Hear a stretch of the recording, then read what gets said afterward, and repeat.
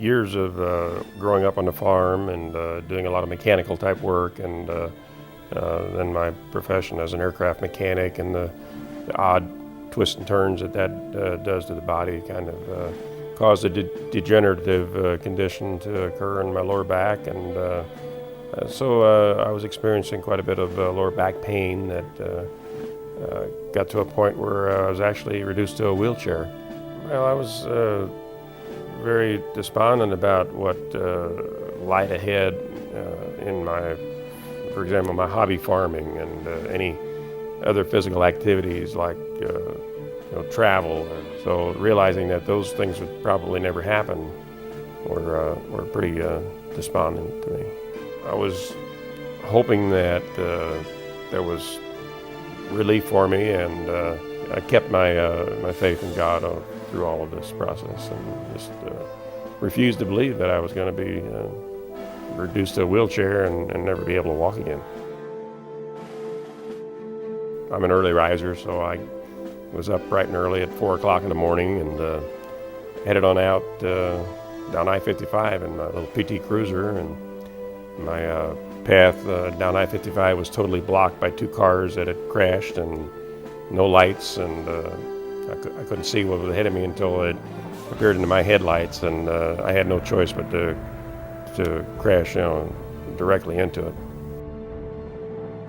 They admitted me to St. Francis Hospital that evening because I had a bruised aorta and a cracked sternum in my chest. So he admitted me for that night, and next morning they examined me again and said I was good to go home. But about noon on Thursday, I noticed that I was really losing any mobility. I couldn't hardly walk at all. My family doctor then had called a few surgeons that he knew, and he came into my room and said, "Good news, Harry, I found Dr. Kevin Vaught will see you and examine you and see what we can possibly do." Dr. Vaught came into the room and saw that I had a double foot drop.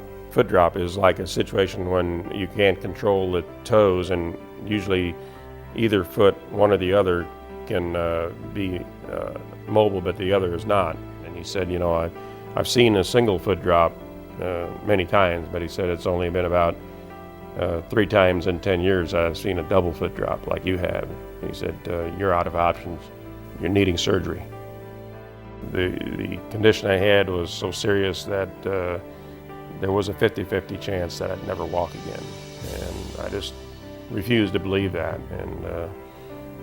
But I had complete confidence that here was the man that was my best chance to recover again.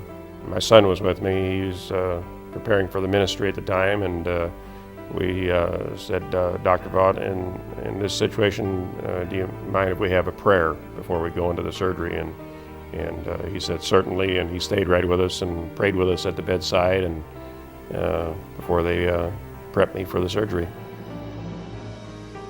First time I saw Dr. Vaught after my surgery, then he reassured me that we took care of the bulging disc. There was no fusion, no pins, no screws, anything like that were put in my back, and that with proper physical therapy that I would be making a full recovery. 7 days later, I walked out of that hospital. I've been walking progressively better ever since. I felt like I got my life back, and I always enjoyed gardening and using power tools and doing care of my vehicles. I've always enjoyed taking care of animals and caring for them and giving them the attention that I know they need, and I'm able to provide that now. I saw a Corvette for sale, and that was several months after the surgery, and there's my dream car, and I thought, this is my reward for coming through the surgery and getting my life back. I like to go to the gym at Health Point and do the exercise routine on the machines. I've gotten some guidance there from the trainers and physical therapists there, and they've given me a regimen of workouts that keep my core muscles and keep that toned up. And as long as I do the core muscle routine roughly twice a week, I can do most anything I care to do. Actually, I saw Dr. Vaught in the Health Point gym about 3-4 months ago, and we were actually jogging side by side, and he said, "Well, looks like you're doing okay."